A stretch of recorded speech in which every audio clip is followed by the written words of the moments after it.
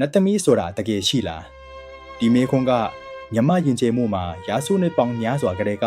ရှိနေကြတဲ့စိတ်ဝင်စားစရာကောင်းတဲ့ပဟေလီတစ်ခုပါညမယူအစအရာနတ်သမီးတွေကိုအဓိကအားဖြင့်နှစ်မျိုးခွဲခြားနိုင်ပါတယ်တစ်မျိုးကတော့နတ်ပြည်6ထမှရှိတဲ့နတ်ဒေဝီတွေဖြစ်ပြီးနောက်တစ်မျိုးကတော့မမျော်လင့်ပဲစောစီစွာကွယ်လွန်ခဲ့ရတဲ့လူသားအမျိုးသမီးတွေကနေဖြစ်လာတဲ့နတ်စိမ်းတွေပဲဖြစ်ပါတယ်အထင်ရှားဆုံးနတ်သမီးတစ်ပါးကတော့ပုပ္ပါမယ်တော်မေဝနပါပန်းစားဘလူးမလဲကနေပုပ္ပါတော်ရဲ့အရှင်တကယ်မှထလာခဲ့တဲ့အထိသူ့ကျဇလန်းကတကယ့်ကိုရင်းနှင်းစေရပါပြတ်တာနဲ့ချစ်ချူးတွေ့ခဲ့ပေမဲ့နောက်ဆုံးမှာတော့လွမ်ဆွတ်တန်တာမူဒီနဲ့ပဲနတ်တော်ဝါကိုရောက်ရှိသွားခဲ့ရတာပါနောက်ထပ်တင်ရှားတာကတော့တနေ့သုံးချိန်အလှပြောင်းလဲတဲ့ဒုံးပလာနတ်သမီးပါသူရဲ့အလှတရားကရာဇဝတ်နေ့မှာယနေ့ထက်တိုင်ကျန်းရည်နေစေပါမြန်မာပြည်နတ်မှာကျင်းပတဲ့နတ်ပွဲတွေဟာ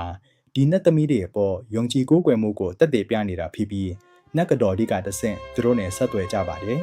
တေးပန်ပညာရှင်တွေကတော့ဒါဟာလူသားတွေရဲ့စိုးရိမ်ပူပန်မှုတွေကိုဖြေဖျောက်ဖို့ဖန်တီးထားတဲ့စိတ်ပိုင်းဆိုင်ရာအယူအဆတစ်ခုလို့ယူဆကြပါတယ်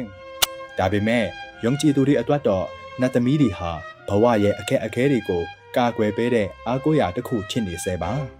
တကယ်ရှိမရှိဆိုတာထက်သူတို့ဟာကျွန်တော်တို့ရဲ့တမိုင်းယဉ်ကျေးမှုနဲ့စိတ်ကူးစိတ်တန်းတွေထဲမှာအရှင်သခင်မရေရဲ့ဖေအမြဲတမ်းတည်ရှိနေမှာပါ